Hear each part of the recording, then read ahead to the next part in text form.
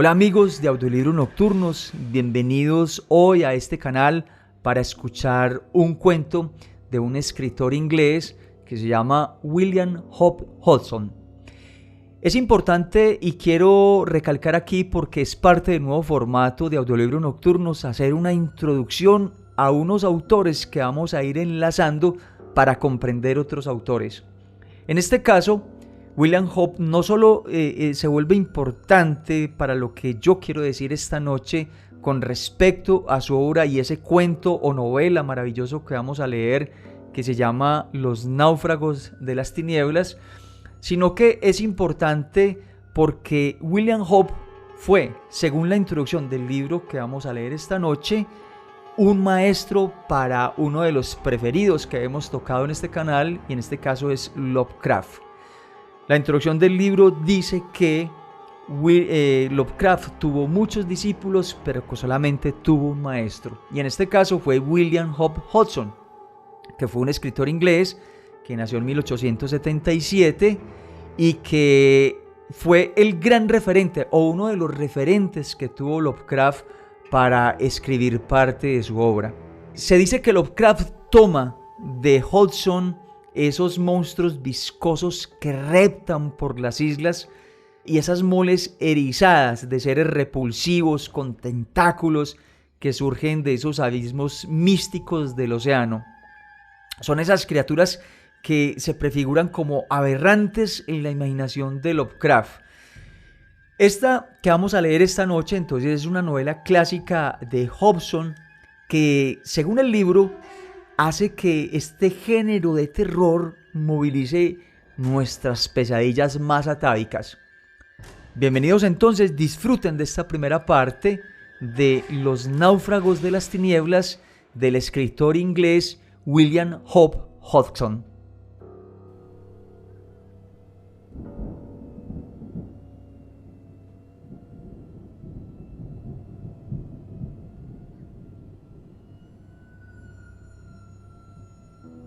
El país de la soledad. Hacía 5 días que estábamos en los botes, y en todo ese tiempo no habíamos descubierto tierra. Pero en la mañana del 6º día, el contramaestre, que capitaneaba la lancha salvavidas, lanzó un grito. Lejos, por babor, hacia proa, había algo, pero apenas asomaba en el horizonte y nadie pudo asegurar si era tierra o simplemente una nube matinal.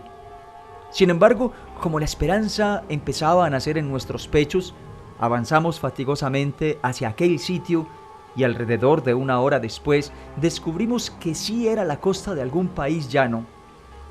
Luego, poco después del mediodía, estábamos ya tan cerca que podíamos distinguir con facilidad qué clase de tierra había más allá de la costa, y descubrimos así que era de una abominable chatura, más desolada de lo que yo hubiese imaginado jamás. Aquí y allá parecía cubierta por retazos de una extraña vegetación, aunque yo no podría decir si aquellos eran árboles o arbustos grandes.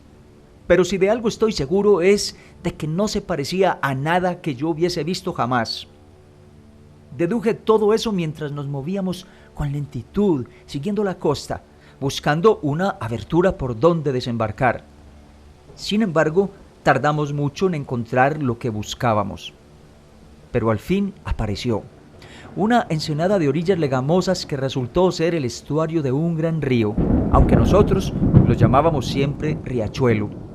Entramos por él y avanzamos despacio, remontando la sinuosa corriente, observando las orillas chatas a ambos lados, buscando algún sitio donde desembarcar, pero no encontramos ninguno. Las orillas estaban formadas por un detestable barro que no nos alentaba a aventurarnos en él imprudentemente. Luego de recorrer poco más de 1 milla río arriba, llegamos junto a las primeras plantas que yo había visto desde el mar y ahora, separados de aquellas por una distancia de pocos metros, podíamos estudiarlas mejor. Así descubrí que se trataba principalmente de una clase de árbol muy bajo y achaparrado, de un aspecto que se podría describir como malsano. Noté que eran las ramas lo que me había hecho confundir a esos árboles con un matorral hasta que estuve cerca, porque eran unas ramas delgadas y lisas que pendían sobre la tierra, bajo el peso de un enorme fruto semejante a un repollo que parecía brotar de cada punta. Poco después, al dejar atrás los primeros grupos de árboles y ver que las orillas del río continuaban siendo muy chatas, me subí a un banco y así pude examinar con atención la tierra que nos rodeaba. Descubrí que, hasta donde llegaba mi vista, la atravesaban innumerables riachuelos y charcos, algunos de gran tamaño y, como ya que antes la tierra era chata en todas direcciones como una enorme planicie de barro, sentí tristeza al mirarla. Quizás ese silencio extremo aterrorizaba inconscientemente mi espíritu, porque yo no veía allí ningún ser vivo, ni pájaro, ni vegetal, excepto los árboles achaparrados que se agrupaban acá y allá sobre la tierra hasta donde me alcanzaba la vista. El silencio, cuando tuve plena conciencia de él, fue tanto más pavoroso porque la memoria me decía que yo no había estado nunca en un país de tanta quietud. Nada se movía en mi campo visual, ni siquiera un pájaro solitario que volase en el cielo opaco, y a mis oídos no llegaba siquiera el grito de un ave marina. No, ni el croar de una rana, ni el chapoteo de un pez. Era como si hubiésemos llegado al país del silencio, que algunos han llamado la tierra de la soledad. Había pasado 3 horas y seguíamos trabajando con los remos, y ya no veíamos el mar. Sin embargo, no aparecía ningún sitio apto para desembarcar. Por todas partes nos rodeaba el barro gris y negro, un verdadero desierto viscoso. Por lo tanto, nos resignamos a seguir adelante, con la esperanza de poder llegar al fin a tierra firme. Un poco antes de la puesta del sol dejamos de remar y preparamos una comida frugal con parte de las provisiones que nos quedaban. Y mientras comíamos vi cómo el sol se ponía sobre aquel desierto y me divertí un poco observando las sombras grotescas que arrojaban los árboles en el agua por el lado de babor, pues nos habíamos detenido junto a uno de los matorrales. Recuerdo que en ese momento volví a tomar conciencia del silencio que reinaba en aquel lugar y que no era un producto de mi imaginación, lo confirmaba la evidente intranquilidad tanto de los hombres de nuestro bote como de los del bote del contramaestre. Todo el mundo hablaba en voz baja, como con miedo de quebrar el silencio. Y en ese instante, mientras yo estaba aterrado por tanta soledad, llegó la primera señal de vida en todo aquel desierto. Lo oí primero en la lejanía, hacia tierra firme. Un curioso y apagado sollozo que subía y bajaba como el suspiro de un viento solitario sobre un enorme bosque. Pero no hacía viento. Un momento después dejó de oírse y por contraste el silencio de la región fue más impresionante. Miré a mi alrededor a los hombres que iban en mi propio bote y los del bote que capitaneaba el contramaestre. Todos estaban concentrados, escuchando atentamente. Pasó así 1 minuto sin que nadie se moviera y entonces uno de los hombres lanzó una carcajada producto del nerviosismo.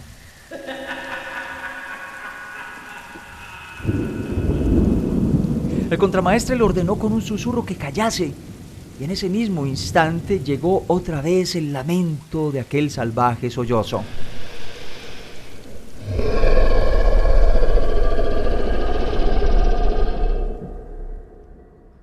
De pronto, el lamento sonó a nuestra derecha e inmediatamente fue recogido e imitado en algún sitio distante, río arriba. En ese momento me subí a un banco con la intención de echar otra ojeada a la región, pero las orillas del riachuelo eran ahora más altas. Además, la vegetación actuaba como pantalla y me impedía ver más allá de las orillas a pesar de mi estatura y la altura que me daba el banco.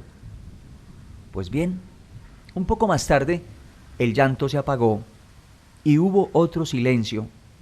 Entonces, mientras escuchábamos, esperando alguna cosa nueva, George, El grumete más joven, que estaba sentado a mi lado, me tiró de la manga y me preguntó con voz preocupada si yo sabía qué podía presagiar ese llanto. Pero yo meneé la cabeza y le dije que no sabía más que él, aunque agregué, para tranquilizarlo, que quizás era el viento. Pero el muchacho negó con la cabeza. Evidentemente esa explicación no era válida, pues reinaba una calma total. Apenas había terminado de decir esas palabras cuando volvimos a oír el triste llanto. Aparentemente venía de lejos río arriba y de lejos río abajo y de tierra adentro y de la tierra que nos separaba del mar. Colmaba el aire del atardecer con su lúgubre lamento y noté que había en él un curioso sollozo casi humano. Era algo tan pavoroso que ninguno de nosotros habló, pues nos parecía estar escuchando el llanto de almas perdidas. Y mientras esperábamos temerosos, el sol se hundió tras el borde del mundo y nos cubrió el crepúsculo. Entonces sucedió algo todavía más extraordinario, pues al caer la noche con un rápido oscurecimiento, los extraños lamentos y sollozos se enmudecieron y otro sonido se propagó por la región. Un lúgubre gruñido. Al principio venía de muy lejos, tierra adentro, como el llanto. Pero enseguida fue imitado a nuestro alrededor y pronto colmó la oscuridad. Aumentó de volumen, atravesado por extraños trompetazos. Luego, aunque despacio, fue bajando hasta un rozongo continuo, donde se advertía lo que solo puedo describir como un insistente y voraz gruñido. Sí, ninguna otra palabra de las que conozco lo describe tan bien. Una nota de hambre, algo pavoroso. Y eso, más que todo el resto de aquellas increíbles voces, consiguió llevar el terror a mi corazón. Mientras yo escuchaba, George me apretó el brazo, anunciando con un estridente susurro que algo había aparecido entre el grupo de árboles de la orilla a nuestra izquierda. De eso tuve pronto una prueba, porque en el sitio que él me indicaba distinguí un murmullo continuo y luego un gruñido más cercano, como si una bestia salvaje estuviera ronroneando junto a mi codo. Inmediatamente oí que el contramaestre llamaba en voz baja a Josh, el aprendiz mayor que capitaneaba nuestro bote, y le pedía que se acercase para juntar los botes. Entonces sacamos los remos y empujamos los botes hasta unirlos en medio del riachuelo, y montamos guardia toda la noche, aterrorizados, sin levantar la voz, solo lo necesario para transmitir nuestros pensamientos entre los gruñidos. Así pasaron las horas y nada más sucedió que no haya contado ya, salvo que una vez, poco después de la medianoche, pareció que sacudían de nuevo los árboles de enfrente, como si alguna criatura o criaturas acechara entre ellos, y poco después se oyó un sonido, como si algo estuviese agitando el agua contra la orilla, pero en un instante volvió a reinar el silencio.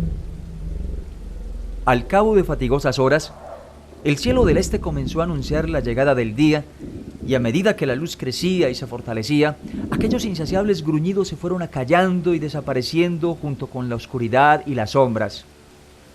Así llegó por fin el día, y otra vez tuvimos que sufrir el triste lamento que había precedido a la noche. Ese lamento duró un rato, subiendo y bajando desconsoladamente sobre la inmensidad del desierto que nos rodeaba, hasta que el sol estuvo a unos pocos grados por encima del horizonte. Entonces empezó a menguar, desapareciendo despacio en ecos prolongados, solemnes. Al fin cayó por completo y volvió el silencio que nos había acompañado todas las horas de luz natural.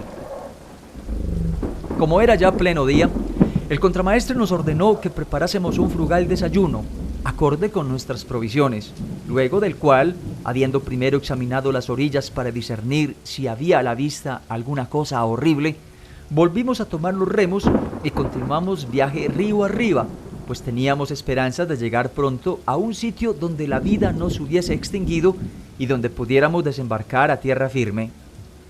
Sin embargo, como he dicho ya, La vegetación, donde existía, era extremadamente frondosa.